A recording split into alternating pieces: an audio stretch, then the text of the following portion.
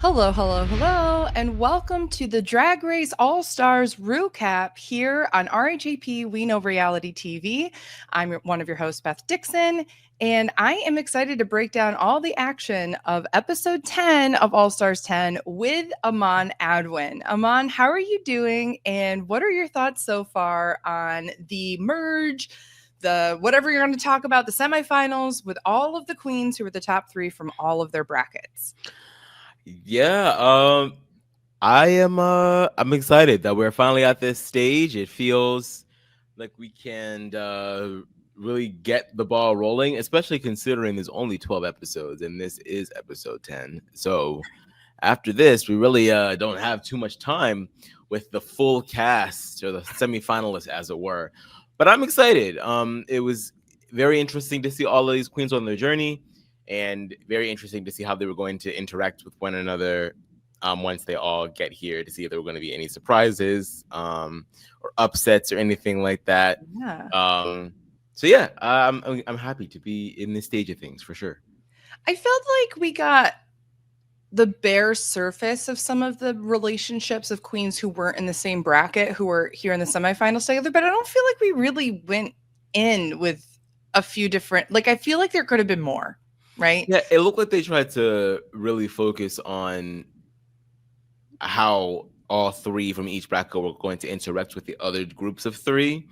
And of course, maybe, a bit of this has to do with how Mistress decided to say, "Oh, girls, let's all team up together and talk before we talk with the rest of the girls." So it did feel a little tribalistic in that way, as opposed to some of like the more individual relationships that we know them to have. So yeah, I agree with you there for sure. Yeah, I mean, I thought it was nice that we got a little bit of like Daya and Bosco, for example, being a close Mhm. duo, but like Jorgeous is also there from season 14. Like, we didn't have a moment where like they all kind of came together and chatted, right? About being like, oh my God, Mhm. Sister 14, or like, whatever, season 14 sisters. Um, we have Cynthia and Aja who are on season 9 together, right? Mhm. You have some crossover that we didn't get to really see and explore. We got like throwaway comments or confessionals, or just like, Cynthia was like, oh yeah, like Aja was there the last time I did this. And it was so funny because clearly Aja like forgot that she was on season 9, like in that snatch game with her, you know what I mean? Yeah. So it's like, I wish we could have gotten more moments, but I do agree. I feel like a lot of this episode was just like surrounding Mistress's attempts to play mind games. And I don't know if I'm the only one who feels this way. Like, don't get me wrong, I have loved Mistress being a villain and all that kind of stuff, right? Mhm. I truly think she is not even trying in the competition. I think she's just trying to get camera time, and she's Mhm. winning at that. Yeah. But I am like, this is so not the standard that I thought in terms of drag and doing well in the competition. And I think that she's very insecure and knows it. That's my sense from Yeah. Yeah, it's definitely riding that line of making good TV versus sort of just doing a bit too much. Like, I'm never gonna. I really try not to, police the queens and their behavior Agreed. Yeah. too much, because it is reality TV and it's Drag Race, and we want some fun, we want some spice.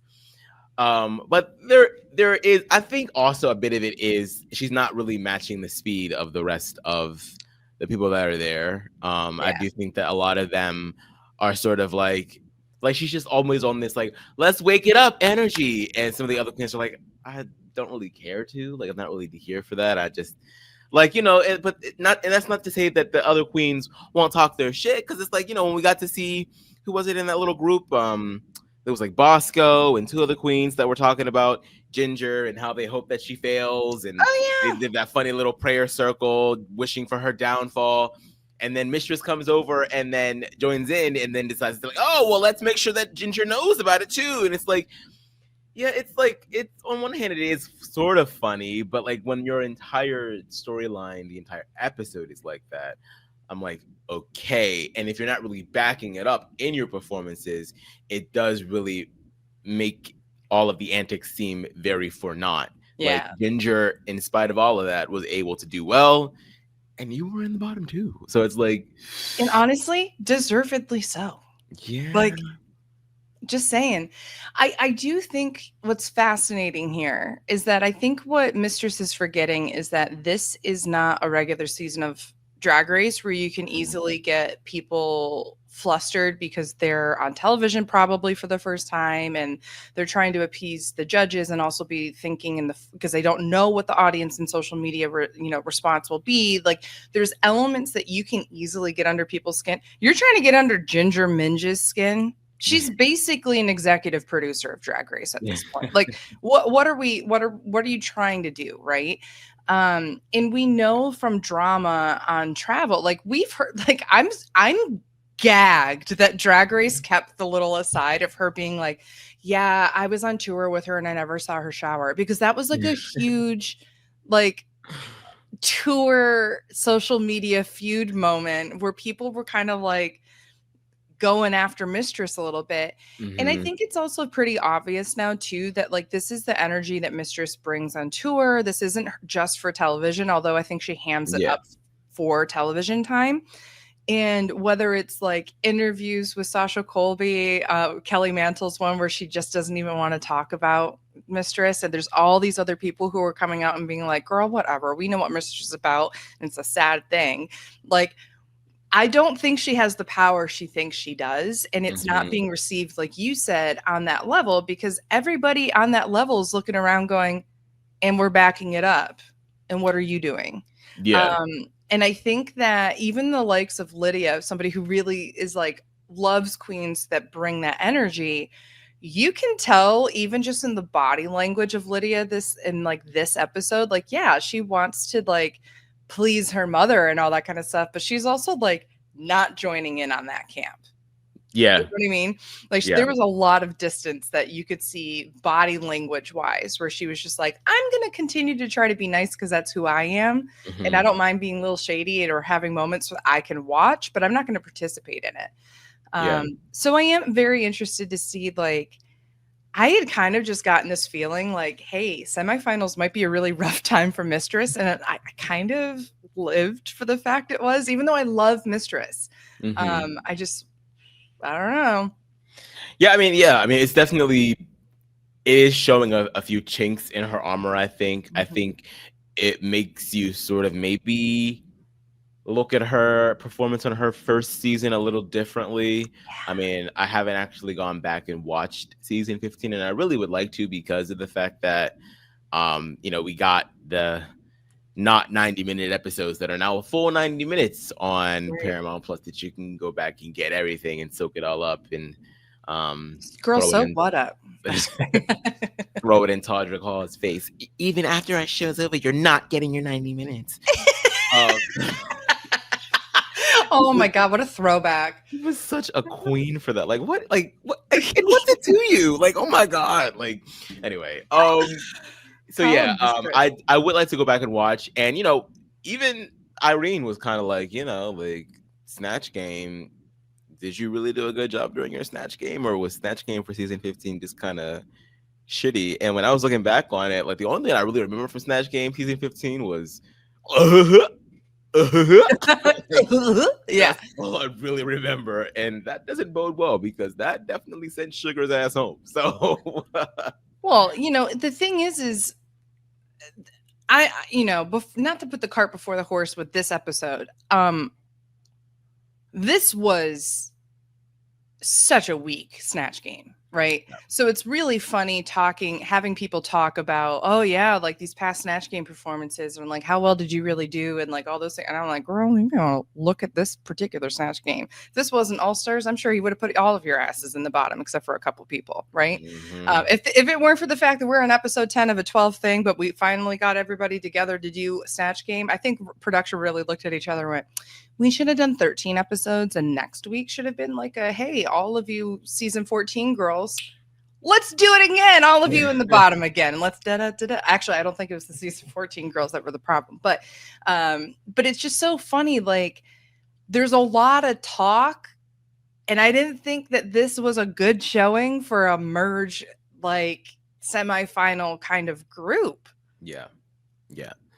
You know? Definitely, Snatch Game.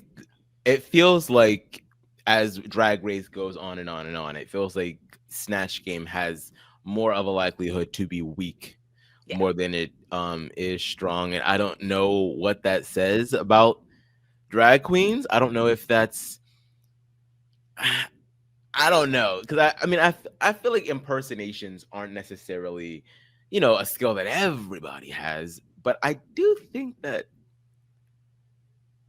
I feel like drag queens should be more likely to be better at it than regular folk. Like, I don't Hello. know. Like, it just feels like a skill that you would come across, because I mean, drag in a way is all about sort of like a hyper realized character, a impersonation of womanhood or a certain facet of womanhood's hyper femininity. So you are sort of like putting on this performance. So it feels reasonable to expect you to at least have another character outside of your original persona that you are also good at invoking, seeing as how you're kind of drawing from a lot of different sources anyway.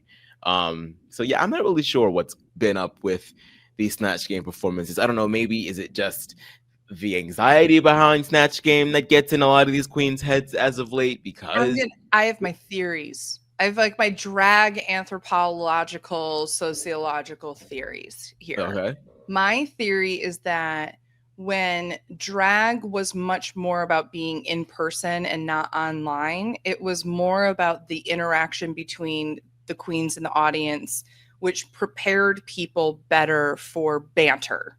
This challenge is designed to look like an impersonation challenge, but it's really just an improv challenge at the end of the day.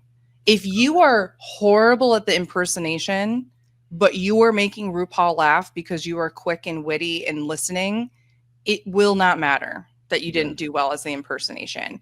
If you do the impersonation well, but there's no other substance behind it, you will not do well. So there's this facade that people get stuck on the look, or they get stuck on the impersonation, and they don't think about opening their ears. Let's be honest. Did Ginger really sound like Reba? Not too much. She just has kind of a similar accent as it is, right? And she just ammed it up slightly. But she knows how to listen and react, and not just with her mouth, with her eyes, with her body, with everything, in the way that is a little over the top, that a normal person is not likely going to do, but is engaging and funny in the moment because we're drawn in to the entertainment value of it, right? There are people who just get stuck on like, well, I got the look and I got a voice, so there we go. Now I can just say anything. It's like, no, if you're going to do that, you got to choose a character that allows you to just say anything. You got to choose a loudmouth. You got to choose somebody like, Joan Rivers, who can just say anything, right? You got to choose somebody that nobody knows about, that you can just do whatever you are going to do to make it funny or to introduce the character. And this cast did like step 1, but didn't do like step 2, 3, 4 for that. And I think that as Drag Race continues to go along, we're seeing a lot of queens that spend a lot of time on the look or the accent, but not a lot of time thinking about how to be reactive or training themselves. Like, take an improv class, girl. If you're going to take a sewing class, take an improv class. Honestly, just learn to say yes. As much time as you're spending learning your makeup and all that other stuff, put a little bit more back into your performance aspect. I love, and this isn't necessarily impersonation, but I like the fact that Lux Nora London has sort of been sharing her journey on learning how to Vogue and how to properly do dips and death drops and all of that. And there's a few videos of Aja teaching her, showing her the ropes and all that. And it's like, I really enjoy that, because that's not really a skill that Lux has. She's sort of like she's a look queen. She loves the fashion of it all. And she knows how to, move her body, but she's really trying to like immerse herself a little bit more in some of the queer culture. And I think that, impersonation really has to be better. And I think also, to your point, the online nature of just life nowadays in general has really led to an advent of micro celebrities everywhere. So Yeah. you used to have a bunch of celebrities that we would all know, or even if we didn't really know who they were, we'd heard of them and kind of gain a general sense of how this character is going to be portrayed. But now you have cookie tookies and who else is kind of like niche? Just a bunch of like niche people more so than your run of the mill celebrities. And I think that that amount of variance also can kind of throw, because RuPaul says I don't necessarily need to know who it is in order for you to make me laugh. As long as you sort of bring the character out and make it Right. funny, it's good. But I also think that it does raise a little bit of extra difficulty in terms of like maybe a scene partner, because maybe you're a little less inclined to know how to react to a cookie tookie because Yeah. you don't know who cookie tookie is. So there isn't as much as there's like not really, especially if the person who's doing cookie tookie, if they're not really bringing anything outside of like the attitude, you're like, how do you volley off of that if like you're, because so many of the queens were saying they were doing the thing during improv, they were saying no, they weren't taking the joke and saying yes. Yes. And like Cynthia Well, they did that at weren't one listening point, for like what the setup really is. yeah. Right. They're listening to it literally and not like get it. RuPaul literally pitches soft, watermelons, Mm-hmm. will literally be like, hit this and be 1 foot away from you and toss it. And some of these queens will just be like swing and a miss and be thinking so literally rather than like, like the opening line was Cynthia as Dracula. Like he sets her up perfectly for a different joke, and she goes in a different direction. It's still funny in that one particular situation, right? Where she ends up saying something about, "Well, I was going to ask you about your blood type or something." But the point was like sometimes when you're on RuPaul's Drag Race, you got to listen for the joke RuPaul wants you to say, because RuPaul thinks RuPaul is funny. Yeah. So if you can tell the joke that RuPaul wants you to, or knows is coming and is setting you up for it, then say it. But don't think of it like Lana Jarre, where it's like, I have one joke that is something RuPaul will love. And then RuPaul's is the one who says it. Shocker, because it's a RuPaul line, right? And you just like turn into like a spontaneously combusting robot. We've seen that time and time again, Aman. Yeah. It's you gotta know material. You gotta kind of have to have sort of regular run-of-the-mill jokes that anybody can tell in your back pocket, like famous misdirections just to fall back on. And just like listening for things to respond to, because if you're just bantering it up in the workroom, a lot of you guys are very funny. A lot of you guys just know how to just like rip into one another, and it's just a fun thing to do. But that only happens because you're like in the moment. You're listening for things to without realizing that you're doing that, but you're in the moment. You're an active participant in conversation at that point. You need to sort of be that, and like preparing a few things to say is fine, but don't over prepare to the point where you're kind of also just you're not improvising anymore at that point. You're just doing like a fill in the blank type response thing as well. Like I kind of felt like Daya did a little bit of that with her Jane Lynch performance as well. So it's just it's a very obviously things that we're saying, it's not easy. No, but they're in an empty studio with no feedback. Yeah. Like they're not even really allowed to laugh with each other. So things that other queens would normally laugh at, they're so focused in their own world that they don't give you that feedback in the moment. You are playing to an empty audience. There's not the fun Snatch game music playing in the background. It is a studio that is cold, and there's two people there that are, in this case, Raja and Raven, and then there's RuPaul in the crew. Good luck. Have fun, right? This is also a whole group that just got together and is playing Snatch game immediately, and they all have their own baggage from already in this season, but this is the first time they're coming together too. So Snatch game was interesting to start this group off with, and I'm not mad at the idea, but there's a part of me that wonders, should they have switched the talent show with Snatch game to give them like one more week of working together that might make for better television of a Snatch game volleying with each other, because there's Mhm. so much of the queens not really even really knowing each other. Like nobody knows Lydia for the most part, right? Mhm. So it Yeah. would be so much better for people to have an episode to really get to know them so that they can all just kind of like volley a little bit better. And then you come out and the first thing you do in a semifinal being a talent show, I think really also sets the tone for like, these are the queens that made it here, right? Yeah. This kind of felt like these are the queens that made it here. And two people tripped over a bar to do pretty well. And everybody else like looked like those, like, you know, like the videos of the cats or the dogs who are like, the door is open and it slid, but they're over on the other side being like, how do I get over there? Like that's what they reminded me. Now is our co-star back, the mosquito? I think it's like a regular housefly now. Oh, okay. So she's doing Snatch game herself. She went for the series. The mosquito is now a housefly for this week. We'll be bantering as such. Going back just to the relationships quickly before we go through each queen and their performance, I thought it was interesting that I thought Irene would be so much more on Mistress's side of things because of how close in that first episode we saw Irene and Mistress in season 15. Like they were the ones that were really digging at each other and other people and that kind of thing and being shady. But I think this is kind of in a weird way exactly what the difference is between Irene and Mistress, because Irene went out first. She is fine being shady and doing all that kind of stuff because that's who she is as a drag queen, as many are. But she's also very focused on her performance. Yeah. And I feel like Mistress is very distracted. I think Mistress is very much like not in that world. And I think that is sometimes the difference between doing really well in a season and kind of flopping immediately. And so I feel like the drive that Irene is coming through is like actually helped her to have a pretty balanced, grounded perspective of how she and other people are doing.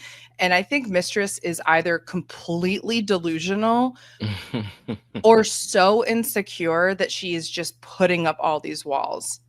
And it just, that to me was like the very staunch difference. Like if even Irene is coming and being like, girl, I don't know if you were the top at all, but you know, whatever, work in your delusion, that's fine. Yeah.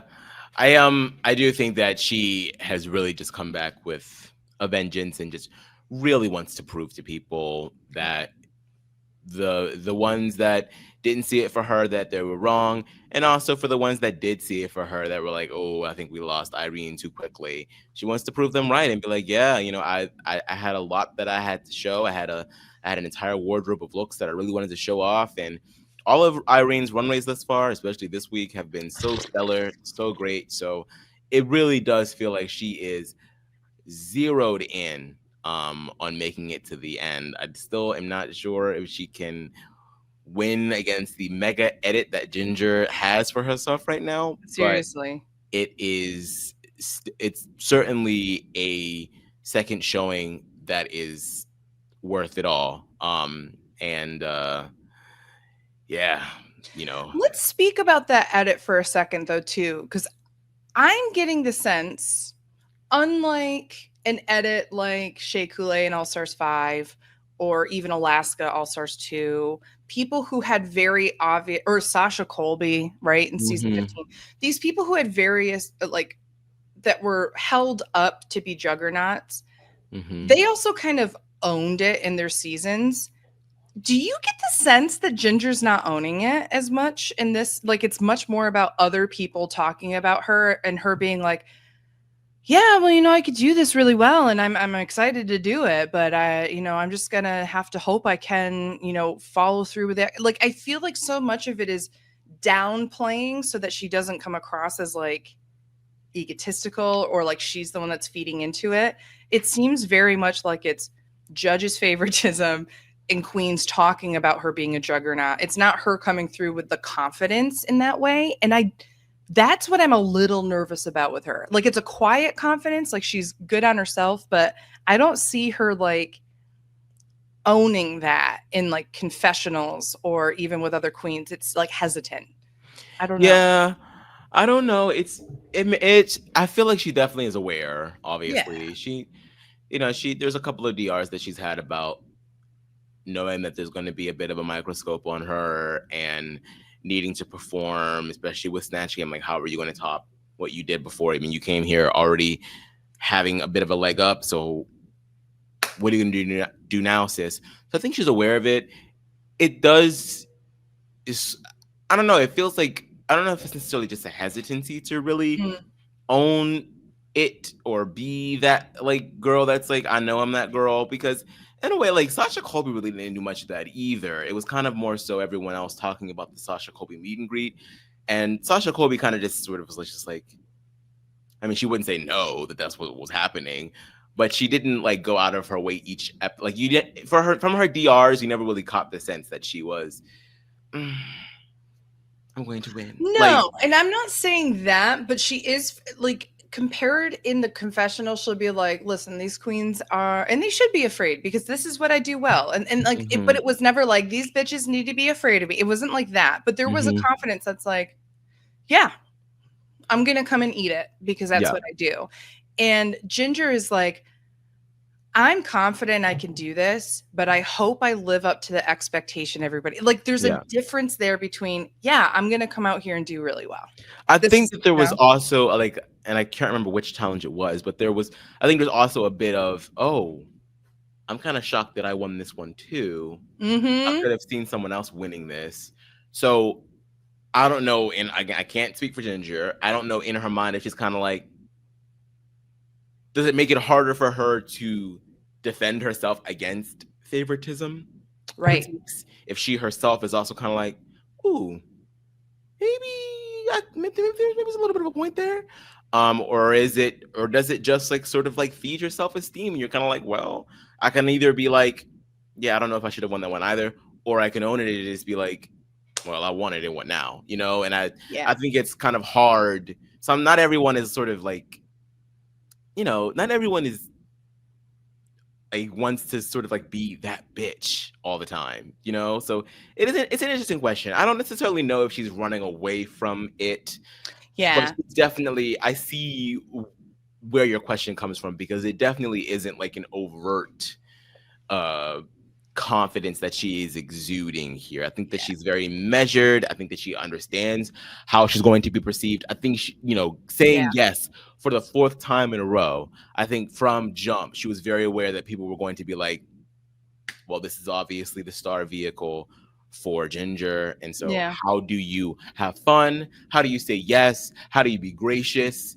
Um, all of that Yeah. wrapped up in also deep down still wanting to win and wanting to earn that win for yourself. So, I yeah, think that she does not feel like she has a space and a place to say that she wants to win and that she's really good and that she will be bringing it.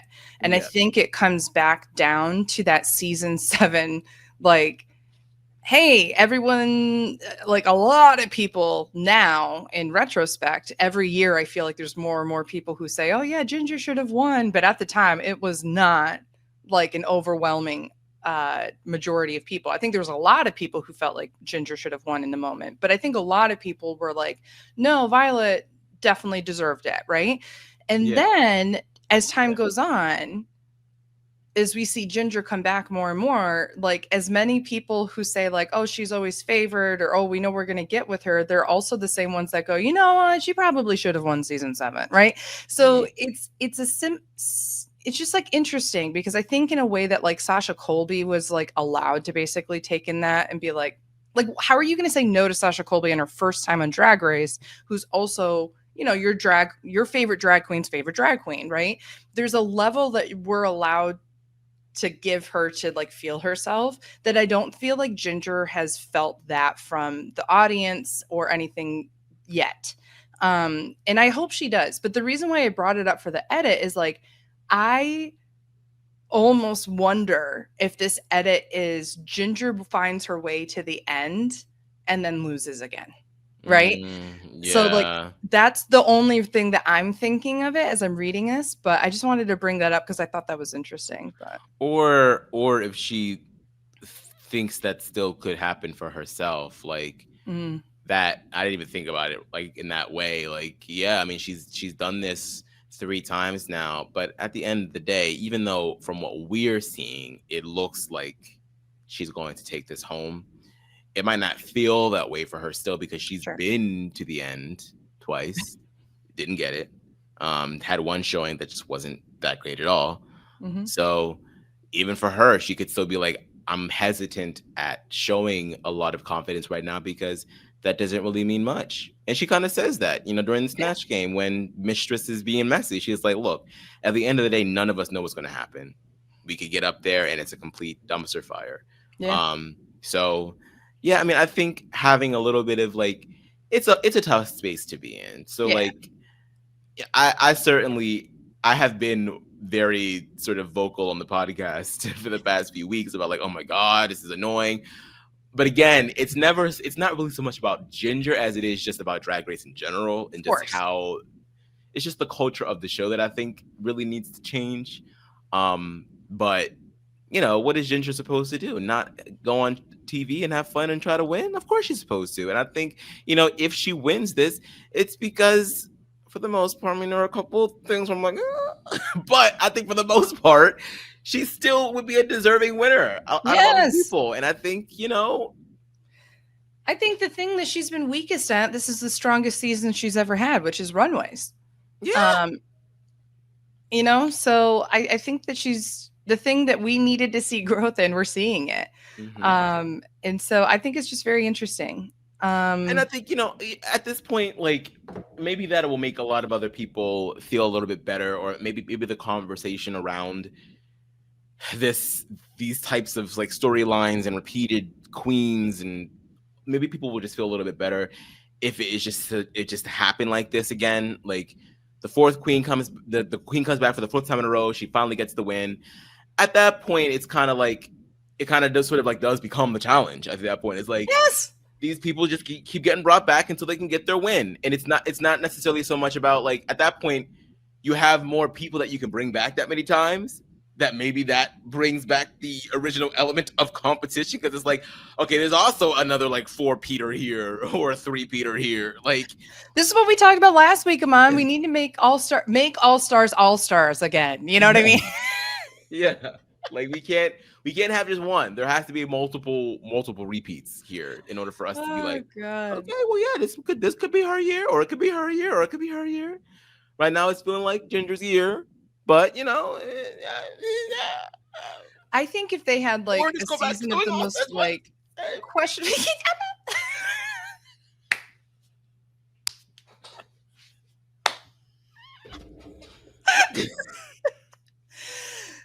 You're not wrong though. I think that would be a lot like it. Like we said last week, this is like what has happened with All Stars is that it is just a returning queen season. It's no longer really an All Stars. Like if we had a season of All Stars that was not second chances, it was who are some of the best who have not won the crown, who have been back multiple times. Give me Roxy Andrews, Ginger Minge, if she doesn't win, Juju B, like all those people, Cracker, like people who have been back multiple times and have not won, but are queens that do really well every single time. Mm-hmm. Well, okay, Roxy did not do really well All Stars 2, but it was iconic, and that's fine enough for me. But that I think that would be a welcome change to see sometime in the future. Yes, I believe so too. Let us actually talk about the individual queen performances. Once again, just like last week and probably for the next couple of weeks, I am just finding what the Drag Race official Twitter account has tweeted for the runway, because they just copy and paste it. So we're going to share that video and we'll go through both the tiramisu, which is, going from a suit to a different look runway, as well as their Snatch Game performance.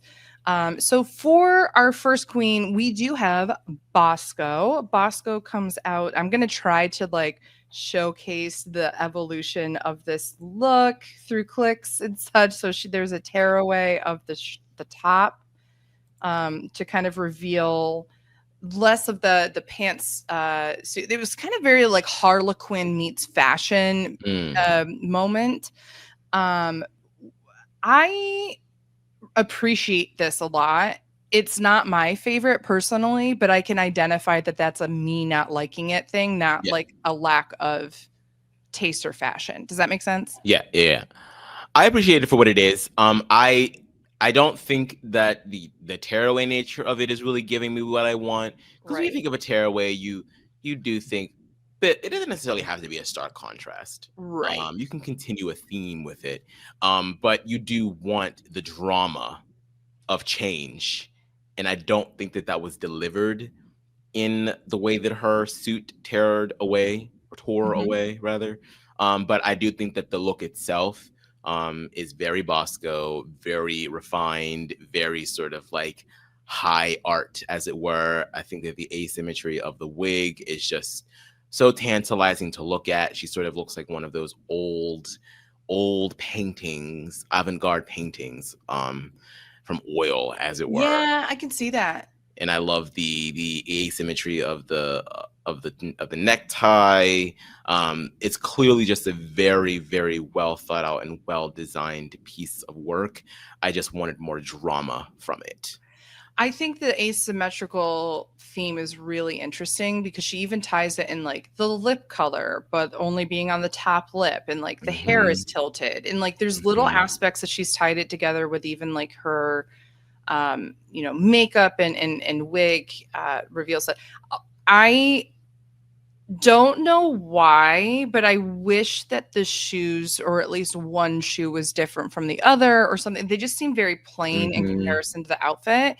The shoe works really well when she had a longer pant. It kind of like flowed. Now it just looks like, because of the stage the way it is, and maybe if I get a different frame it'll be different, but it just kind of feel like they're obviously beautiful shoes, but it would have been great if like one was like yellow gold or something. Yeah, gold, exactly. Yeah.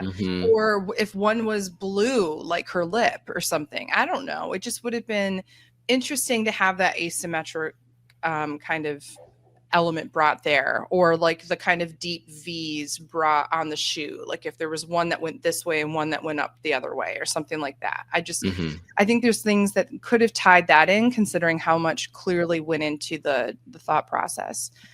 In the Snatch game, she's Kenny Kerr, who I would admit I didn't know who Kenny Kerr was. So I was looking forward to kind of learning a little bit more about her legacy and such. And I'm going to be honest, like I did think she did a okay job. I agree with her being safe. I just felt like so much of her character ended up being other impersonations and none of them were like amazing. Good. Yeah.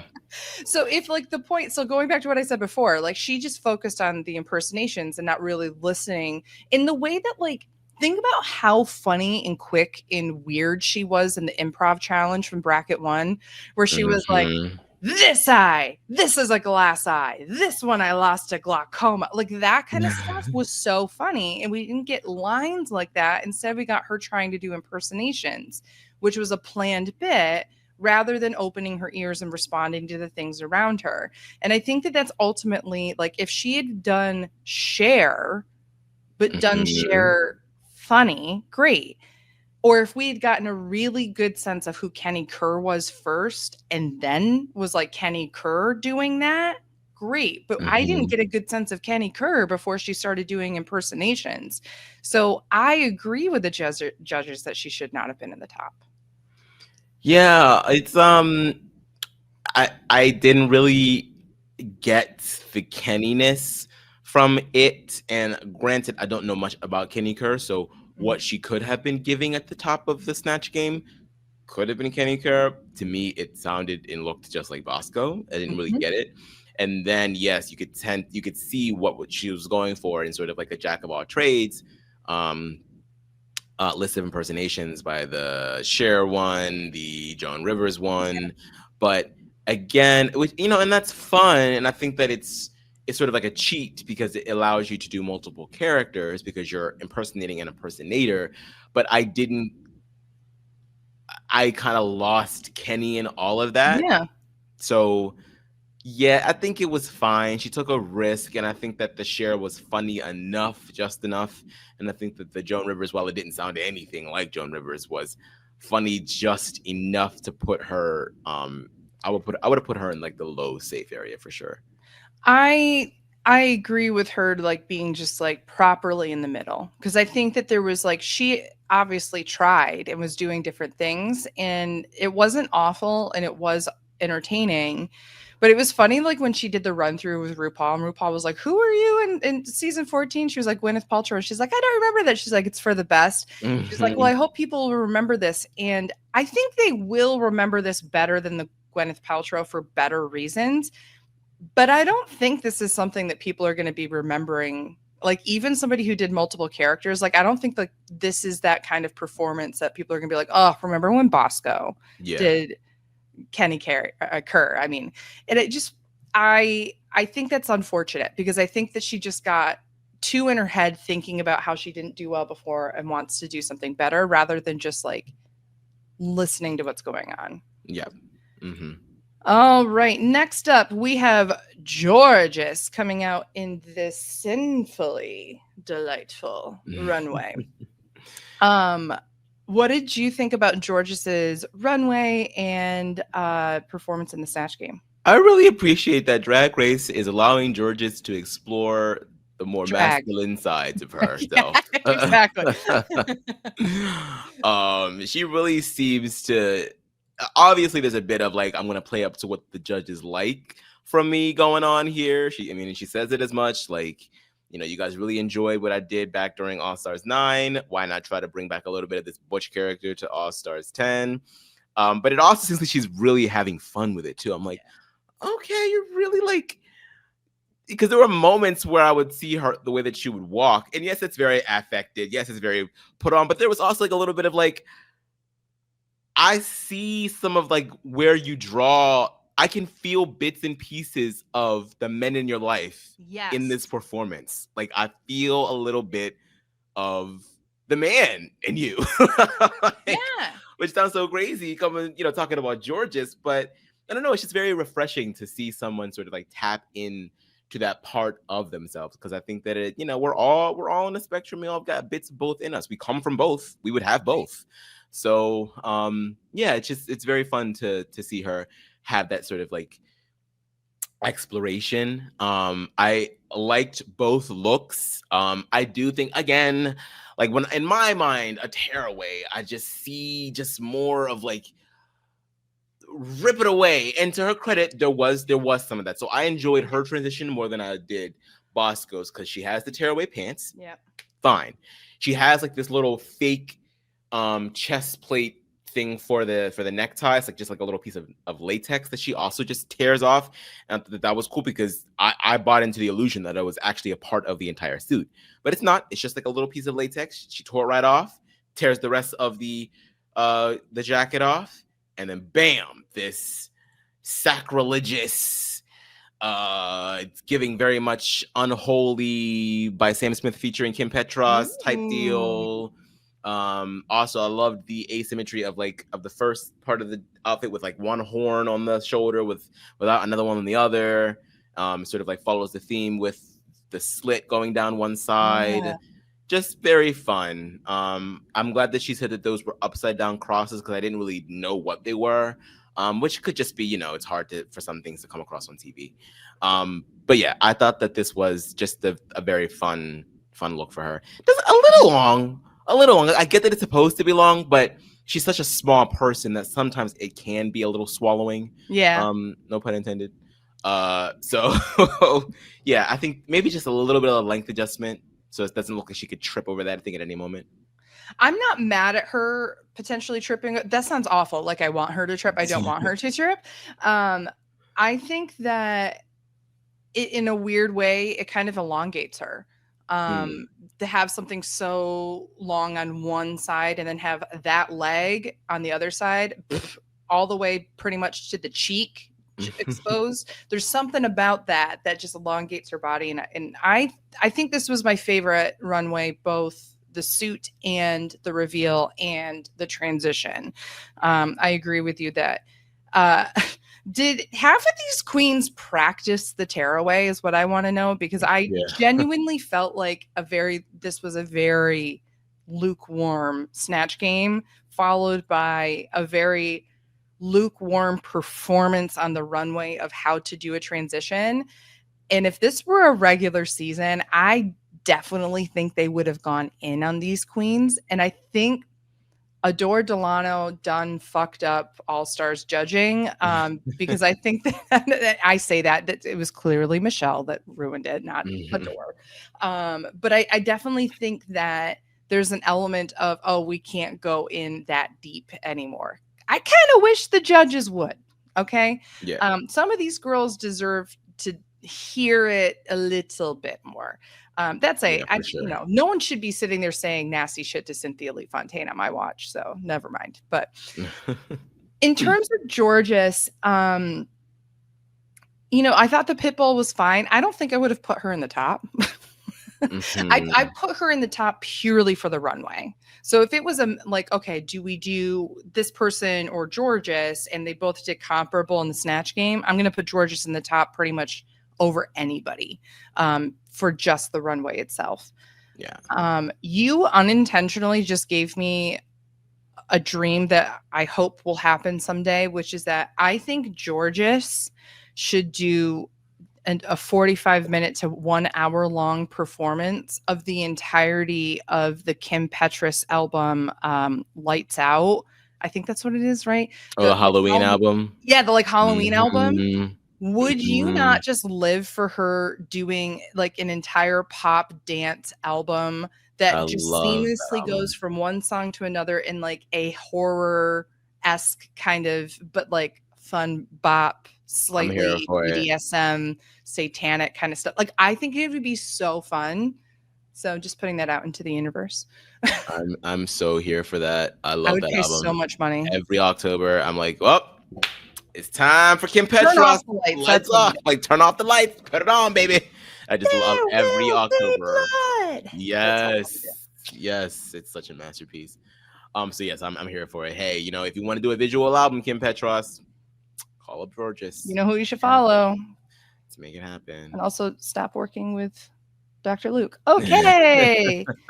So next up, after Jorgeous, we have Daya Betty, who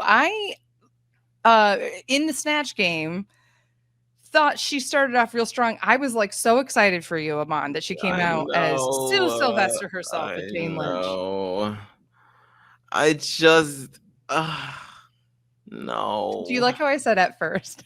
Yeah. That was low-key shady of me. I didn't mean it that way. I wonder with her, Aman, though, I thought that she did well. And then I think that she lost steam, and I don't know if it's the producers actually doing her a favor by not showing her that much comparatively, or if they did her a disservice and we didn't see her. That's what I would like to know, because I'm like, what did you guys see in it that made you place her safe? Because to me, and obviously I'm going to be a little bit more critical because it's Jane Lynch and it's Glee and everything, but it just wasn't her reasoning behind the character also sort of felt like a bit of a cop-out. We know that improv is not really her thing. We know that comedy really isn't her shtick. And she said, I'm going to do Jane Lynch because what I've noticed about Jane Lynch is that she doesn't really lay it on thick when she's trying to be funny. She kind of just says things and they end up funny. So I'm hoping that that'll work for me. I'm like, do you not know Jane Lynch, girl? The thing she says, the reason why they're funny is because she has laid them on thick bluntly. That is what it is. It's very dry humor. And then, of course, with Sue Sylvester of it all, it's dry, but it's also, well, actually, I don't even know if I would describe Sue Sylvester as dry. More so, she's just, she's blunt and she's rude. And she's mean. And she's very matter of fact. It's so over the top that it's a characterization of somebody that would be filmed as a Karen online. You know what I mean? Yes. Yes. I loved her talking a little bit about like lesbian-esque stuff. I'm like, great. But like that is such surface level. The way, Right. like, if anybody out of this entire group could just prepare one-liners that are ridiculous and just say them, it was her. She could Yes. have literally said, what are the 10 most insane Sue Sylvester quotes and fit them in somewhere. Like, Like, it's that would have actually worked okay. Normally, you can't just be like, okay, I'm just going to say this one thing and it's going to be funny. She very well could have just responded with like Sue Sylvester quips or whatever and like done it as Jane Lynch. And I actually genuinely thought she kind of looked like her. Like, I thought she did a yeah. pretty good job in like the actual in the mannerisms of the face of when she spoke was very Jane Lynch too. And I was like, that I'm here for. I just needed more bite and stupidity and bluntness from her. Yes. Like, I needed more of that. It just was very much just like, I like vagina. And I'm like, but you're dressed up as, I kind of wish you just would have done Sue instead of just Jane. You should have just been Sue Sylvester, because then that would have given you license to just, you could be over the top and say crazy shit and get away with it. Like, I don't know. It's just so over the top. Like, one of my favorite Sue Sylvester quotes is when she's talking to Will Schuester and she's like, you know, I will go to the animal shelter and I will get you a kitty cat and I will let you fall in love with that kitty cat. And then on some dark and cold night, I will steal away into your home and punch you in the face. Like that. Yeah, that is one of my all-time as soon as you started saying it, I was like, that was a flashback. Those are the kinds of things that are just like, there's a non sequitur. There's like it's a red herring of a joke, whatever. Yes. Those are the things that are really funny that made Glee so good. And it was because of Sue Sylvester, like having that irreverence while also being like the most like over the top caricature of a Karen and coach that you could possibly get. Yes. She is somebody that, could you imagine, like half of the reason why this group I don't think did well is because there wasn't a lot of banter between them all. And when they did, it was really lukewarm. She should have just pulled out a friggin' like megaphone at one point and just started yelling Yes. at people. Like there could have been so much more there. And so I'm just curious, like, did the edit help her or did it hurt her? Because I thought she did okay. She deserved to be safe, in my opinion. When it comes to the runway, you think the drag race is hard? You think Snatch game is hard? Try coming in place to Tyra Sanchez. That's hard. Like, yeah, come on. Okay, Aman, I know that we've said like Keke Palmer would be good for. I think you should do Jane Lynch, and it would be so fucking funny. I'm just saying. I'll be the Black Sue. I'll be Coach Roz Washington as. I love that. Oh my god. Daya's runway is very like tracksuit turning into like, she's weightlifting, her workout's over. So now she's going to take it all off to show her undergarment stuff. In theory, cool. Yeah. It's fine. This was like, whatever. I like the glitter, the sweat being made from glitter. I thought that was an interesting thing to do, but I agree. It was fine. It was fine. Fine. This was obviously something that was a concept thing rather than like, I hate to say, because I think that this was a good concept. I think this was executed fine.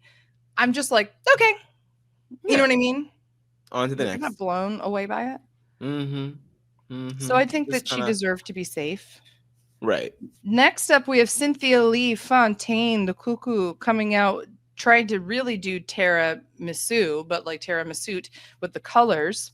Yeah, which I really appreciated that she really tried to go sort of literal about it. I just wish that, maybe she did practice and it just still malfunctioned, but it looked like from jump that something was off in the bag.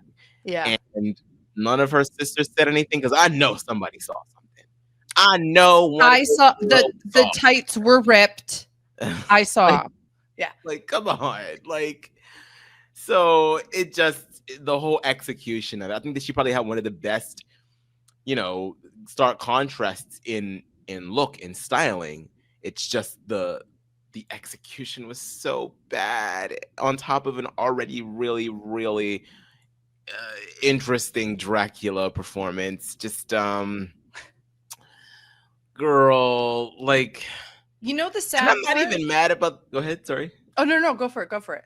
I'm not even mad about the accent thing of it all because I really do think that we have to show a little bit more grace to those that already are coming in with accents. Thank you. That with that being said, yeah, maybe it's wise for someone that already has an accent to not choose a character that has another accent. But if they're going to do it, I'm not going to be like, oh, well, She you at didn't really least had an sound like. affectation to her voice. Yes, Like, you know what I mean? It's not the like she did. vowels were rounded. She was very Meanwhile, like, we're gonna say this shit, but you're not gonna say shit about Candy Muse just talking like Candy Muse every single yes, time she's on the show. So, like, why are we doing this so yes, harshly to queens who speak another language, yes. come through, and then have an accent from that language when they speak English, and then we're like, oh, well, you didn't do that great.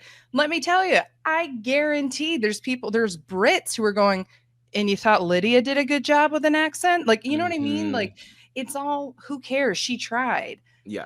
I'm going to say something controversial, Aman. While I do believe that she was in the bottom two, I enjoyed Dracula and what was happening in the same way with like Lexi Love is Gilbert Gottfried. I thought at least it was entertaining that it was bad. There were other people that I was like, you're bad and so what? Like Mistress to me was like a you're bad and so what? Aja to me was like a bad and you're so what, right?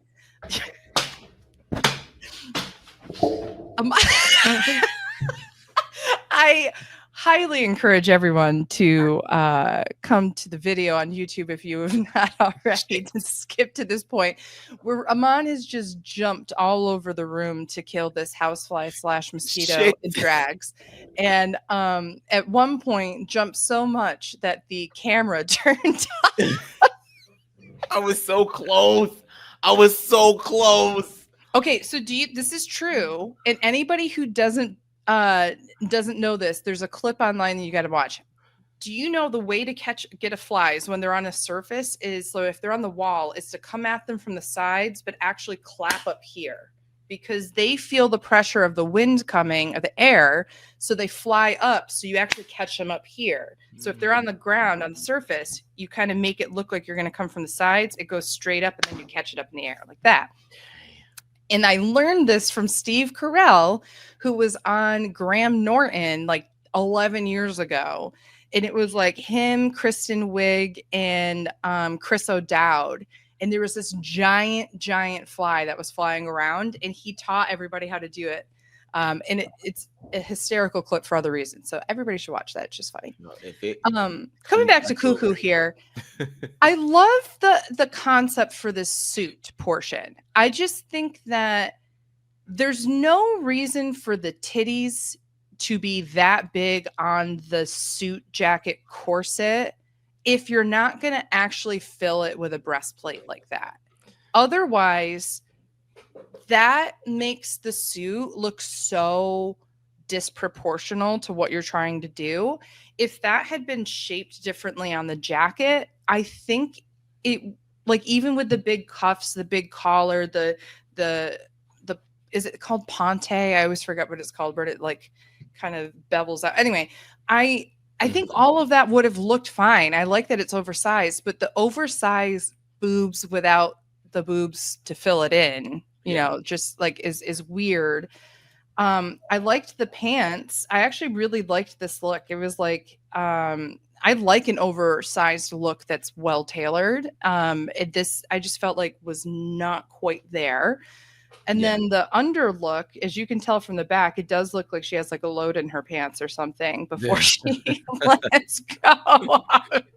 Yeah. And then we're like, okay, yep. And so sorry, what a horrible screenshot for me to be like, hey, everybody, let's take a look at Cynthia Lee Fontaine. I'm so sorry, Cuckoo. It looks horrible. And that, it just gets oh my god, it looks so bad. So it gets stuck, the dress does. And I think she didn't intend to take the pants off. The way she talked about it in Untucked was very much like there was something that was stuck in the pants. So she took the pants off first, but I think normally the suit top was supposed to come off first. So I Mm. think that's why the transition didn't work well. That's how I interpreted it, but it very well maybe not. I don't know. She even knew in the confessional, but she messed it up. It's very interesting, and I haven't been watching Roscoe's as much this season, and they typically will talk a little bit more about their experiences on the show there. And I'm wondering, because typically from what we understand is they will film the runway twice. Mm-hmm. And so I'm wondering, was this the second shot that you had and it was still this bad? Like is there like some production finagling here to really bury you in this edit so that, you know, it makes much sense that you go home? Or did you just, was this suit just like not very functional to begin with, and it was never going to work well no matter what take they used? So, and I kind of almost wonder if it's the latter, because the first runway is for the queens to walk down the runway and provide I think it's when they provide like this is inspired by so and so, and I'm coming down and I'm looking fierce and blah blah blah. mm-hmm. But I also think that they mix some confessionals in with that voice overview after the fact, so that we get a sense, like Cynthia said in the confessional, that it didn't work while she was still on the runway. The second time they come out is when the judges add all of their little comments, because now they've seen it the first time and they've heard the overview. So now they see it and then they add their comments. So none of the comments while they spoke were like shady. Yeah. In that moment. In a way that makes me think maybe it happened in that second run, mm-hmm. because the comments were so much about like the outfit and all that kind of stuff, rather than her not having a seamless transition. Right. I do think that she deserved to be in the bottom. But there's a part of me that's just kind of like, I kind of like mess. And purely for the challenge of it all, there's a couple of people that I was like, not even entertained by how bad they were. At least I was entertained by her. Like when her tooth fell off and she made the comment about dentistry, girl, at least she came up with something that was funny. I thought that was funny. There's shit that people said that were safe and in the bottom that I never found anything that Mistress or Aja said funny, you know? Mm-hmm. So if you're going to go for laughs, I don't think she should have been in the bottom too. Yeah. To go purely by everything, yes, she should have been. Yeah. It was definitely one of those situations where that could have easily been it. But I think there was like they showed one joke where she literally was like something about her ring was the answer that she gave to the question, and it made no sense. And like RuPaul literally didn't even know where to go. He was like, like, and she was just like, okay. I think that was sort of like the I would have been like maneuvering or whatever. I don't know. Just like come up with something that's like somewhat like, when in doubt, just say something vaguely having to do with sexual reproductive parts, and then you're good to go. You know. I just want to say I'm living for Cynthia in this shot, showing off her cooch instead of her cuckoo. I think that's lovely. You want to see my cooch? The cooch. Next up, we have Irene the Alien, who I think had my second favorite runway behind Gorgeous Jorgeous.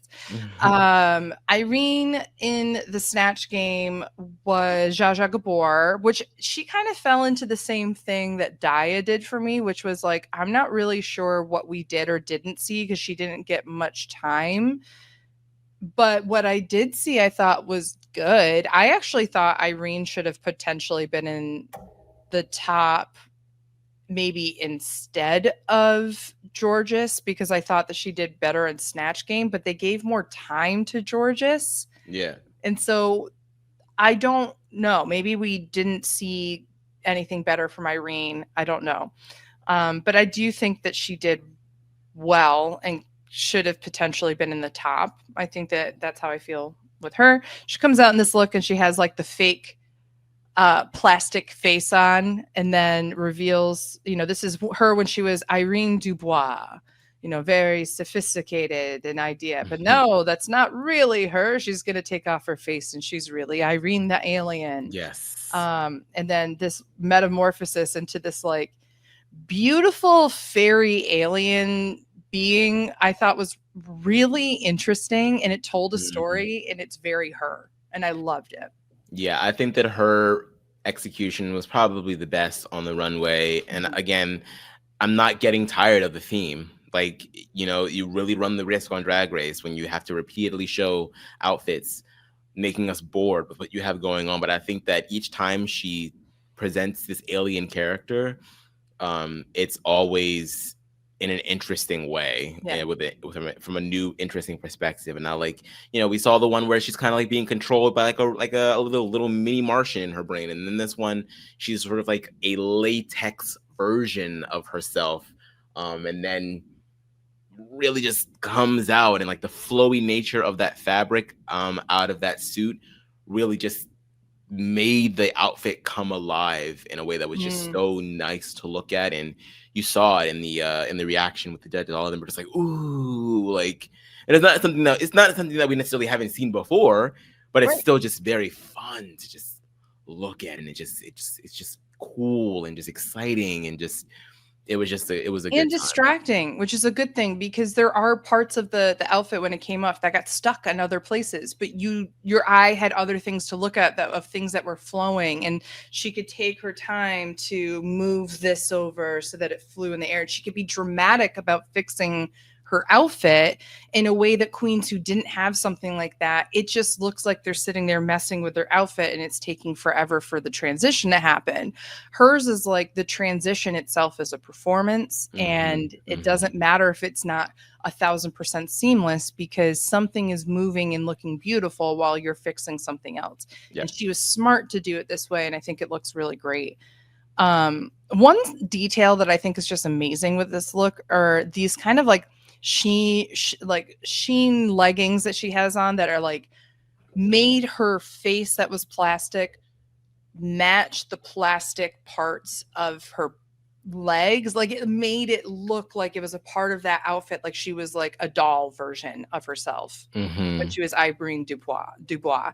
And then it looks, even though it's the same exact stuff, it looks different and completely gives a different look to this alien outfit. And I just want to give her props, because there's not many people who did things that were the same exact thing from the first outfit to the second outfit that made the outfit look different in both ways. Yeah. Right. And I just want to give her props, because that's really hard to do. And I think she did it really well. I agree. All right, let's move along to Aja. I forgot, who was Aja? Toki. It's like a black trans woman. I don't know anything about her either, but apparently she's from Philly.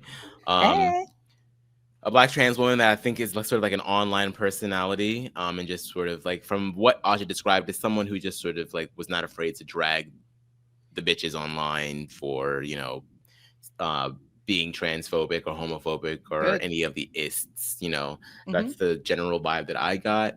I don't know much about her, so like I really can't critique the performance, but I feel like I kind of understood a little bit of the character. I could kind of understood a little bit of where she was going with it. And I was just kind of disheartened to hear sort of like some of the struggles that Aja had been going through, since quitting drag, and not really being able to be a working girly, and not really blaming anybody else for it. She said, look, I just, she had a bit of a rough go of it on Drag Race. A lot of people had a lot of shit to say about Aja and how she looked. And, on top of that, she's already dealing with the fact that she is trans, and not necessarily knowing that about herself at the time, or beginning to know that about herself at the time.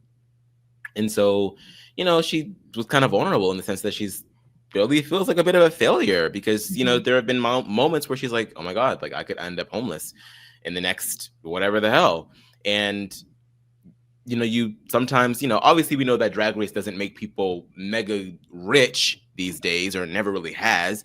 There are some queens that have really come up and done very, very well for themselves, but they are the exception. They are the exception. That is not the norm. Like, I was just watching the new MCU series Ironheart, and Shea Coulee is a series regular on it. And I'm like, wow, like that is like 10 years ago, that would be unheard of. Like, you don't just end up on a on a Disney Plus series with the likes of freaking what's her face, Dominique Thorne and Anthony Ramos. Like, that's crazy. So yeah, I really felt for Aja. I really felt that she, you know, has been really focusing on trying to rebuild her career and rebuild herself, and love herself in ways that she might not have loved herself before. And so I loved the outfit. I liked the choice in being, you know, the butterfly, this sort of like, you know, metamorphosis, as it were. Is it the best tearaway outfit? I think that the execution of it is a little better than some of her sisters, for sure. So yeah, I would give it to her there. I do think that she looks stunning. I think that she looks beautiful. Her this freeze frame that I stopped on. Yeah. So yeah, I don't think that Cookie Toki landed too well, and I think that, you know, how she kind of took it, you know, after leaving the competition, she was like, I don't know if I just really landed with RuPaul's humor. Mm-hmm. I was like, yeah, maybe. I think that it was a little bit one note. I think Sarah Michelle Gellar was like, yeah, I think you didn't really know what to do with her. Like, it was kind of just like you were shaking the titties and that was funny, but that's kind of all you did, you know? So it's too bad. What I love the most about Aja is that she has now twice given us incredible trans people to learn about. First with Crystal LaBeija as somebody who is famous for The Queen, that the one was documentary, so good. and is such a historic figure, especially in New York City, in like the queer culture and history and the the ball scene. And now Cookie Toki, who is clearly, you know, an advocate, a personality, an influencer, and part of modern LGBTQIA plus history and notoriety. And I love that Aja does that. And I think that that's a really important part about Drag Race, not just when production teaches us about, you know, those that have come before or are giving space for current artists, but also guest judges who are doing things that are queer focused or in the limelight for being what they are in queer history. Mm-hmm. My issue with Aja was that, unlike Crystal LaBeija, where again, it's somebody who had famous and infamous lines to say, or there's just a general thing that you can do in that voice, and she didn't know what was like. There's things that you can do that make anything you say sound funny.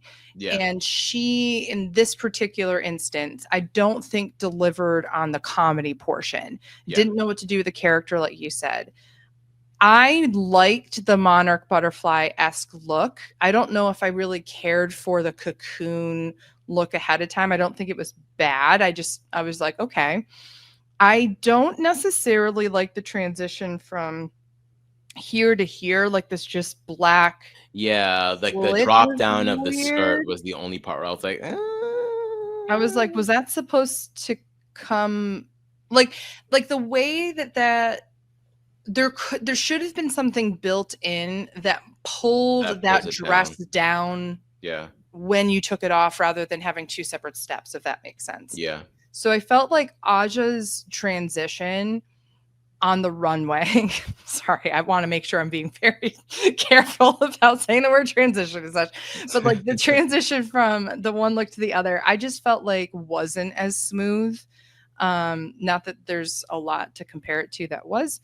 But I did like the look. I think she looks gorgeous.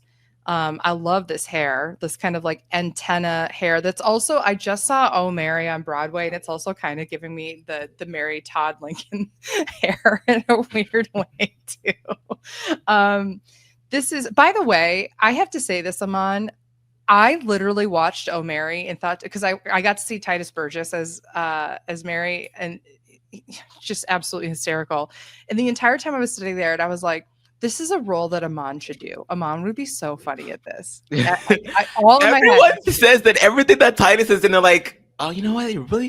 That really reminded me a lot of you. I'm like, fuck. Like, is Titus Burgess really my celebrity? Could you imagine? Oh, no, I watched there were moments that I was like, "Oh, yeah, maybe I could think of Aman in the way that Titus." I was just sitting there thinking of all the people in my life that I was like, "This could be a good role for them," and all I could think was, like, Aman is top of that list. I think you'd be really good at, Okay, Mary well, maybe I Todd need to start going for Lincoln.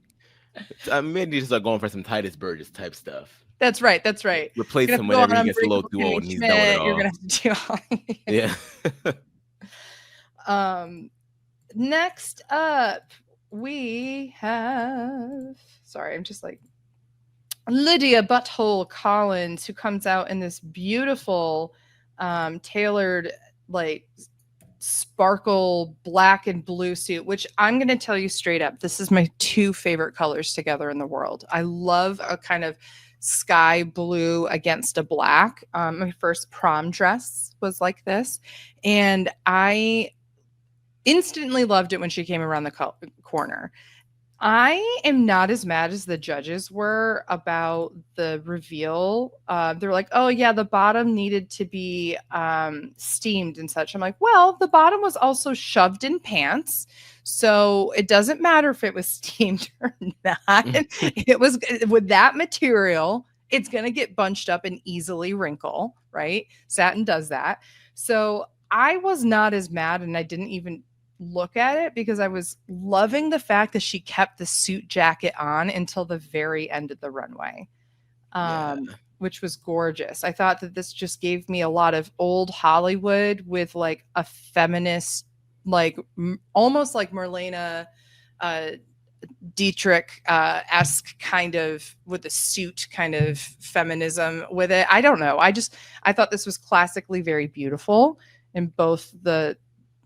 It wasn't, in my opinion, better than like Jorgeous or Irene. I think that it was kind of solidly third place for me for a runway. In terms of the Snatch game, we saw her come out as Pete Rose, not Pete Pete Rose. That's a Burns. baseball player. Pete Burns. Pete Rose is so different of a person. It's not even anywhere near the same. Wow, Pete Burns. Pete Rose, Jesus. I really liked what we saw of, again, I don't think we got much of an edit for many queens in the Snatch game. So it was kind of hard to judge, but I felt like everything she said was at least in character, and I thought it was funny, and I think she deserved to be in the top. I don't know. I'm still confused if she was the third top or if she was the fourth bottom. I don't think she should have been the fourth bottom. I think she should have been the third top. Well, it's hard to say that she shouldn't be in the bottom given that her name is Butthole. But, I think, for me, the tearaway, again, it sort of like lacked the drama. All she did was take off her pants, and then there was a slow reveal of the top of the outfit with the jacket. So for me, I didn't get tear-me from tear-me's suit. That's fair.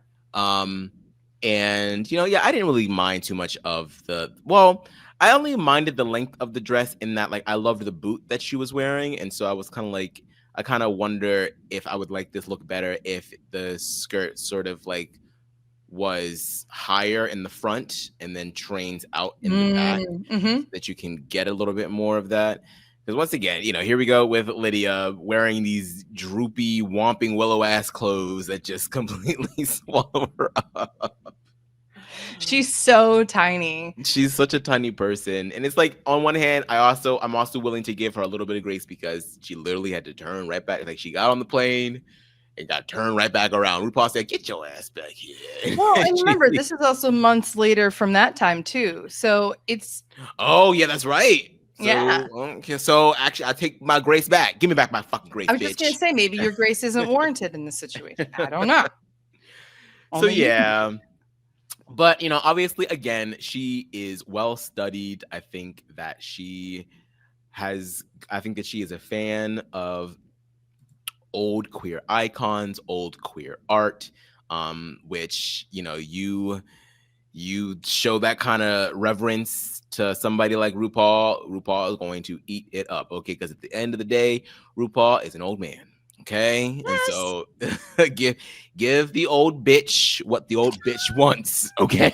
And I think the thing for me that is so interesting about this is that you take like RuPaul's two favorite children, right, with Lydia and Jorgeous in the season, right? And they're both young. Lydia's like what, 22 or something like that, like ridiculously young. The fact that Lydia knows and idolizes Pete Burns, right?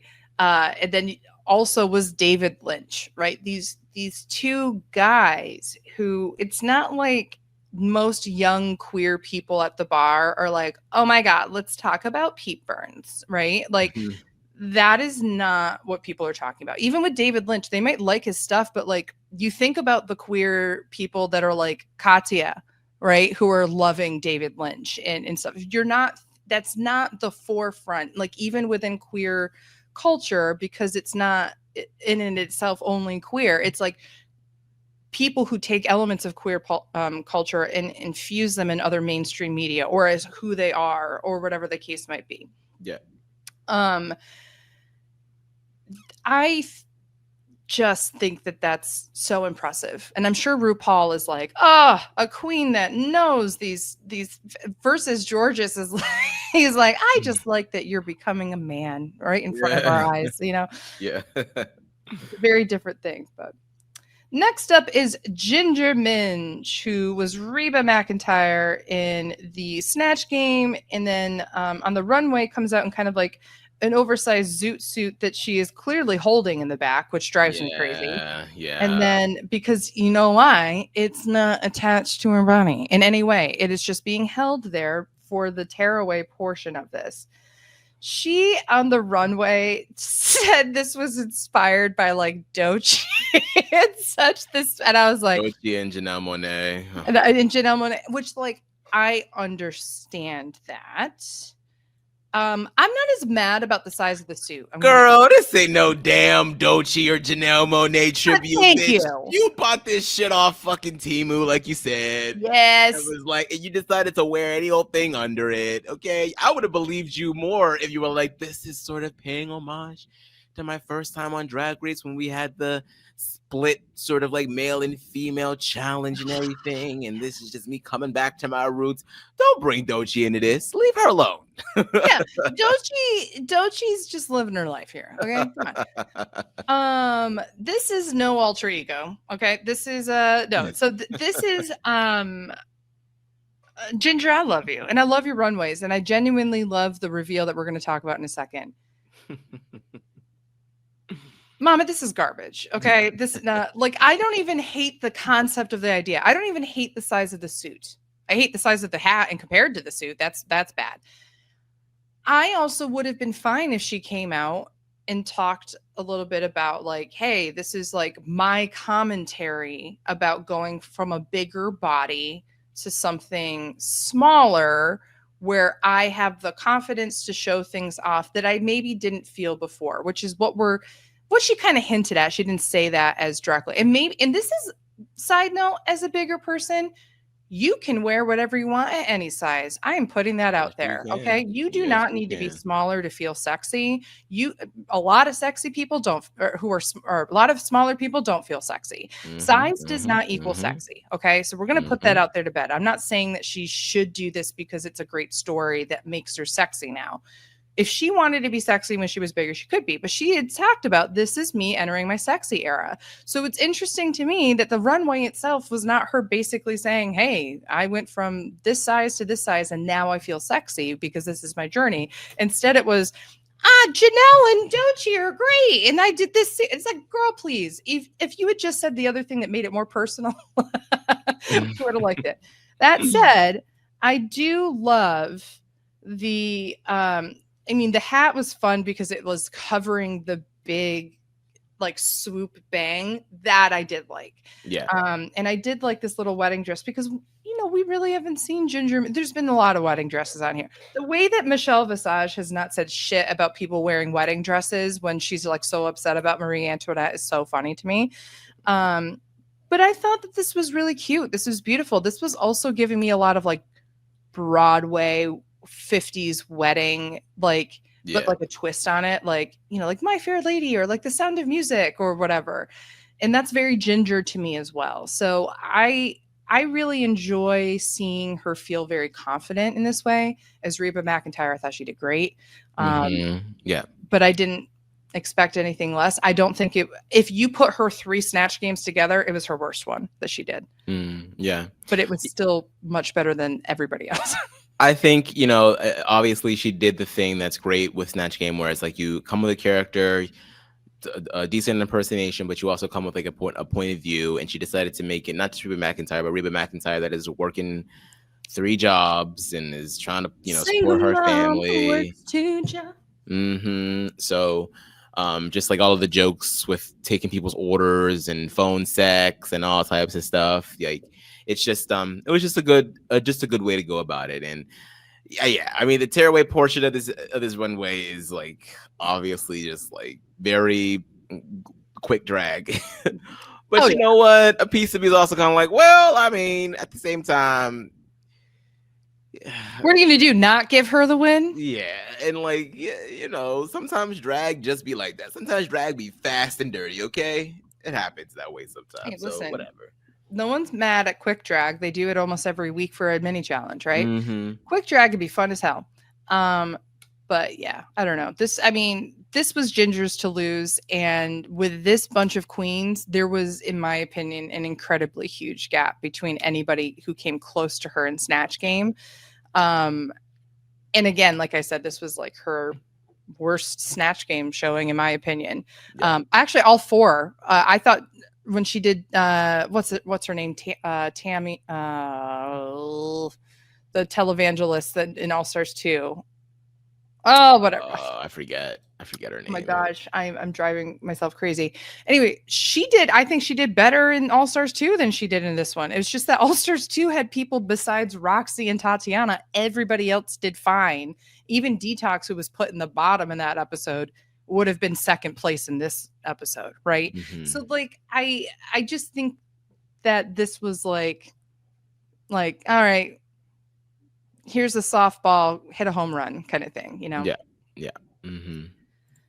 And is there anybody else? Yes, there's Mistress is the last one. So Mistress comes out in a like padded fat suit with a kind of like airbrushed bathing suit on that then transitions into a really beautiful gown after she takes the top portion off. I hate the first part, and it has nothing to do with the message or anything, and everything to do with this exact frame that I stopped it on. Yeah. Girl, we can see that this is 2 separate parts. We can see the waistband underneath. We can see the bands on the inside of the Velcro on the arms. This looked like chest hair to me versus that, like, instead of like a bathing suit. This isn't even along here. Like I just think that the suit was really not well done at all. And I love the commentary, right? She did the commentary I was just talking about for Ginger, but I don't know, girl. This was something. Yeah. Looked good. The commentary and the story behind it is of course great. And I'm glad that, you know, both her and Ginger seem to be in healthier positions with their bodies and everything, and that's great. I appreciate that for what it is. Just again, execution was just not all the way there, and I think that the way that the first part of it just feels just too. It's just too ugly, you know, and not because it's a fat suit, but just because it doesn't. No, like fat people don't even look like that. Like that was crazy. Like it was just too much going on. Like the swimsuit was kind of just like, yes, it was like an airbrush swimsuit, but like that looked like a third grader did it. Like what is going on, Mistress? Come on. Like you could have made that part look a lot better than you did. Okay, come on. 1,000%. I thought at first it was supposed to be like chest hair and pubic hair. And then I looked and I was like, oh, it's supposed to be a bathing suit. Okay. I got you now, I think. I mean, but this dress, I really appreciate this dress. It reminds me of a dress that Lady Gaga wore to like either the Oscars or one of those award shows like a couple years ago. She looks beautiful. She's absolutely beautiful. She's kind of giving a little bit of Adele in this like glamorous, Ooh, yeah. like the 30 era of Adele. Like it's giving very much Yeah. that. So I definitely enjoy this part of it, and I enjoy the story, and I enjoy the moment of vulnerability that we also got from her when, she's doing the walkthrough with Rue, and she just says that she's just so grateful that she's in this position in her life where, there she had a moment like, when she was a little heavier, that there was just a moment of like just giving up and just being like, and not even just because of her weight, but I just think just in general, I just think that she just was in a space in her life where she just felt like she didn't have a lot going for her. And then since getting on Drag Race and then meeting so many people and making more friends, getting more money, getting a little bit on track with her health journey, she's in a position where she just feels alive again. And I really, really liked hearing that from her because she's been shady as fuck this whole season, and of course a lot of that can come from her own insecurities, but it's great that moment to me was just like, okay, there's like that humanity is like what I needed in order to like hold on to like that piece of Mistress and all of this. So I was glad to see that. That being said, this run was horrible. And so was her Snatch game, and there we said it. Okay. And Natalie Nunn, like, again, she got the general gist of the character down, but yeah, it wasn't very funny. It just wasn't funny. She got the chin. Yeah, she got the chin.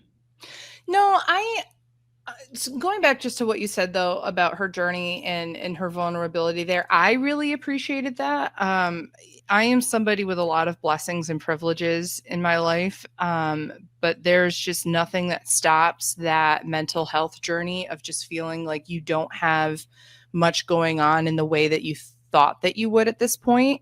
And it doesn't matter how many times you count your blessings or try to be grateful or do those things. If you have that portion of your head that just like absolutely is a lens that you're looking through everything, it's really difficult to find the inspiration to do things to better your life because you're just having this self-fulfilling prophecy of it is just not going to get better, so why try? I'm going to do these things, and yeah, it might improve these things, but it's not going to fix this core thing that's an issue with me. But what you don't get is that the core issue lessens in how much it takes up your life when you focus on other things to better yourself and to better the people's lives around you. And I think Mistress is still very young, and I still think has a lot to learn about, you can be shady and funny and all that kind of stuff, right? I think the moment that she stops judging other people, she will feel the judgment of others less on herself. And I think that's a lesson for all of us. And I first heard that phrase from Courtney Act on when she was a guest. And it's like one of the things I think about all the time. If I'm having a self-conscious moment, I tend to think about like, okay, or if I like have a moment in my head where I'm judging somebody, my secondary thought of being like, how dare you? And all that kind of stuff, that is so much more powerful because the first thing I think is what I've been conditioned to think. The second thing I think is what I am overriding that thought process with. I genuinely think that what she has gone through is something that a lot of us, whether you're bigger or not, is something that we all can identify with. And I think that for her and for all of us, focusing on yourself and the ways to better yourself and understanding that you can't and you cannot possibly see it now, how doing and focusing those things will help you in the long run. And it will help lessen the issues that you see can never be fixed, even if they're completely things out of your control. Other things will be better for it. So I just wanted to share in that as well. The last thing with Mistress that I thought was funny was RuPaul's like, this week you were blah, blah, blah, blah, when she was named the bottom. And I forgot what the first half was. I literally just watched this episode a few hours ago and I can't remember what it was. But the second part was, but on the runway, it was The fuck? Yeah, you're not. Yeah, that was the fuck. Yeah. I was dying. Yeah, she ate that one up. I was like, see, that's the Natalie Nunn joke right there, and you couldn't do any of that during your performance, Mistress. Oh, What's is going that a on? Natalie Nunn? She's always saying the fuck, like that's her. The fuck? Okay, Yeah, it's like one of so her there we go. vocal That stems, I makes even guess. more sense as to why it's amazing. But so we end up getting Ginger as a winner, with the bottom two Fourth being one in a row. What'd you say? Sorry. The fourth one in a row. Fourth win in a row for Ginger for sure. So that's the other thing. I'm going back to like them entering the workroom. I know that they didn't give them all the points in the very beginning to show like where they were. They were like, we're all on an even playing field. What would have been better, and I'm just going to throw this out there because production is clearly watching this and listening to this every week. I think they should have came in with the scores like already up on there. And then when RuPaul comes in and says like all the scores go back to 0, we just watch them go down to 0. Right? Yeah, that would have been fun. But everybody walks in because everyone's talking about Ginger won every challenge. You know who also did? Irene. And nobody came in here going, oh, Irene has X amount of points. Blah, blah, blah. And that's probably because Irene only won 1 lip sync and Ginger won 2. Yeah. But still, everybody's going to think about that with Ginger, but nobody's going to think about the first out of season 15 having 3 wins and 1 lip sync win.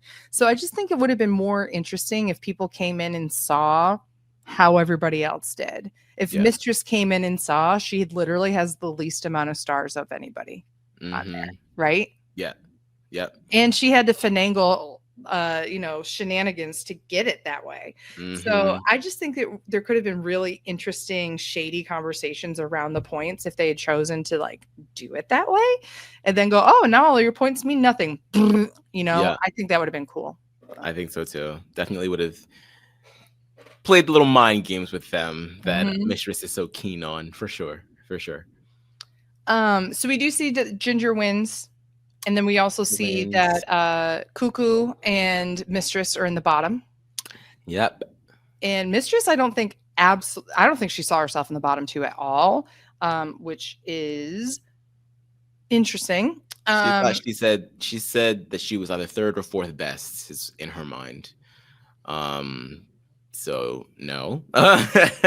Did not happen that way. And yeah, Cynthia down in the bottom again, and I don't know, like I'm sad about it, but like the Dracula wasn't amazing. It was funny, and I like that RuPaul really tried to. She was like, sometimes it can be funny and so bad that it's so good.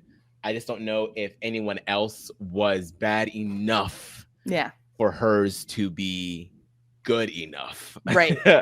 No, I think that makes sense. Yeah, I feel for Cynthia here because I was invested in her return, in her, showing some bitches up. And I do think that this is probably one of her strongest showings on Drag Race. I think that she has gotten a lot better. I think that her runways still could use some work, but I do think that this was a strong showing for her because some of her runways from earlier seasons are just completely like, girl, what are you doing? What are you wearing?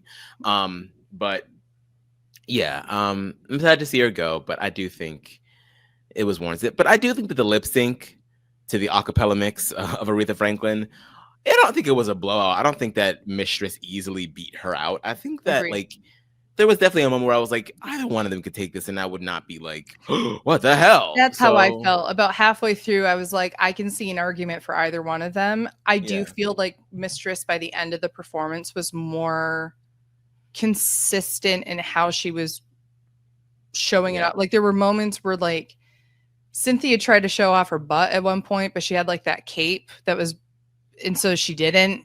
It was just like little things like that you could tell like, oh, she's getting tripped up in the moment and she's getting momentarily out of it and now she's back into it. Mistress was just like, I'm a park and bark. I'm gonna be right here and I'm gonna sing it.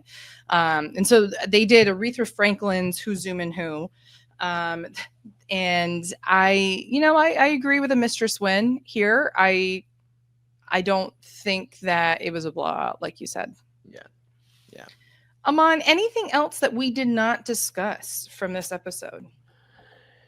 No, again, glad that all of the queens are back. Only one more regular episode, y'all, and we get this talent show coming up.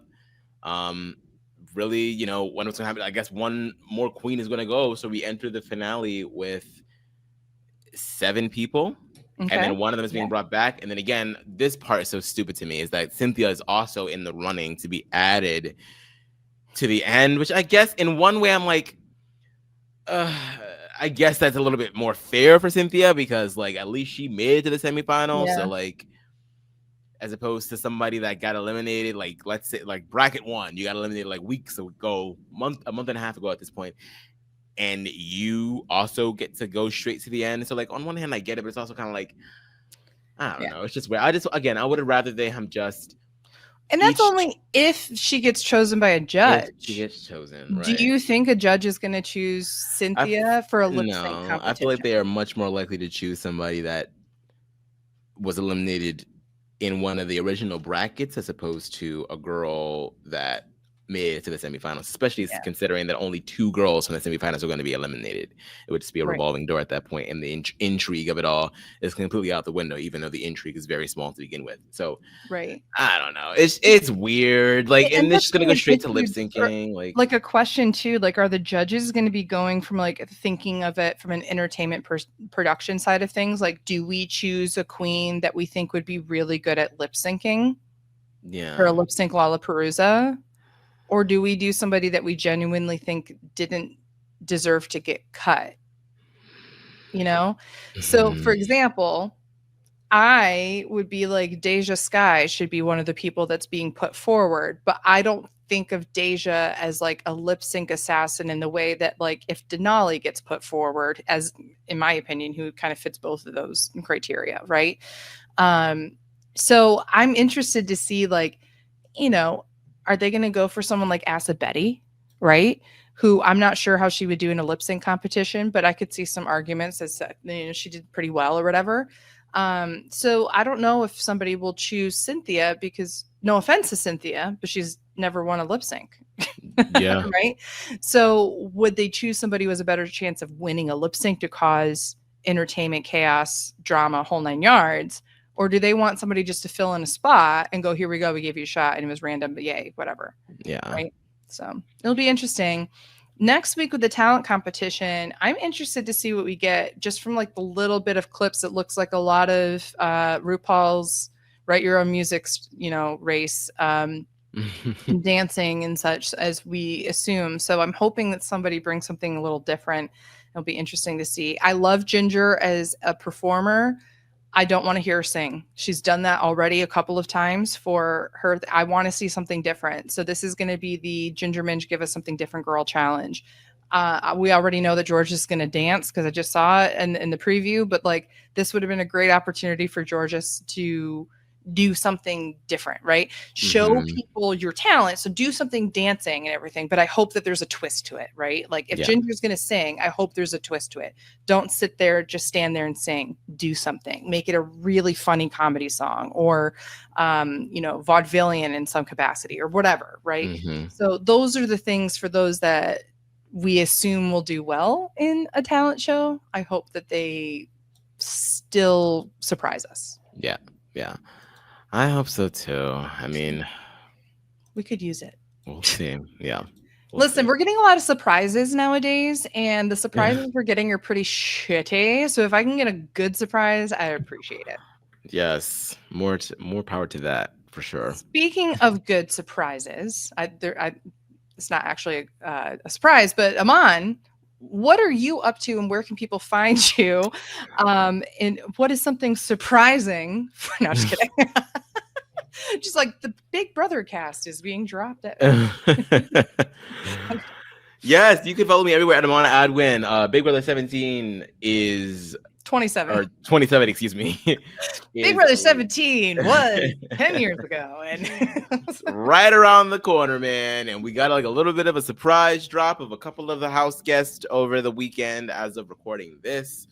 And so, probably some of you probably listen to this the Monday following. You might already know who the rest of the cast is because typically it's always the Monday before the premiere that we get the cast. So Yeah, that'll be picking right on up. I will be participating in the Big Brother 27 draft.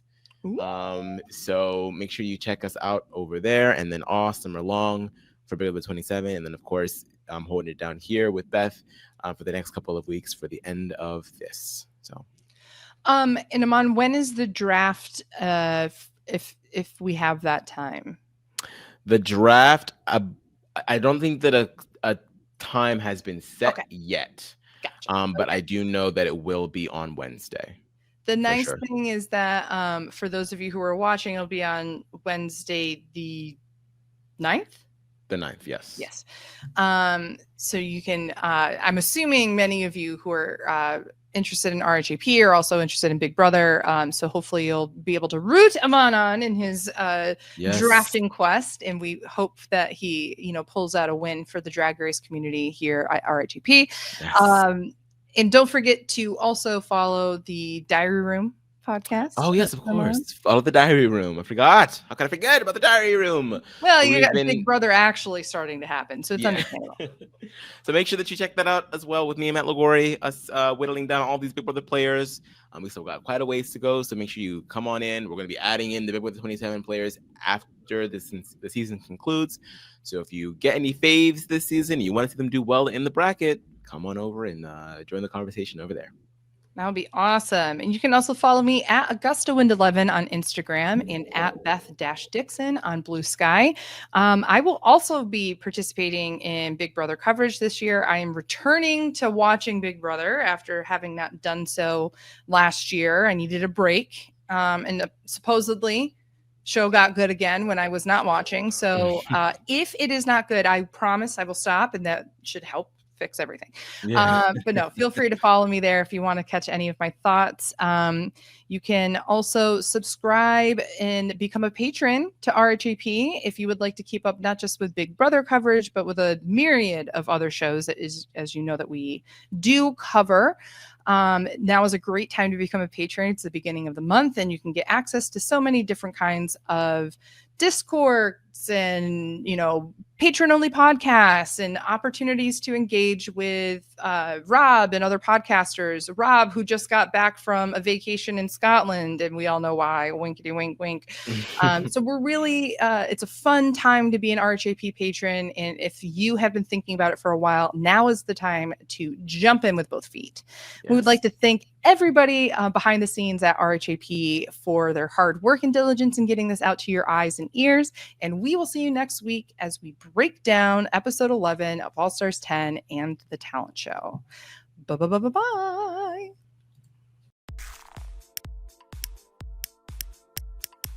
This is RHAP. We know reality TV.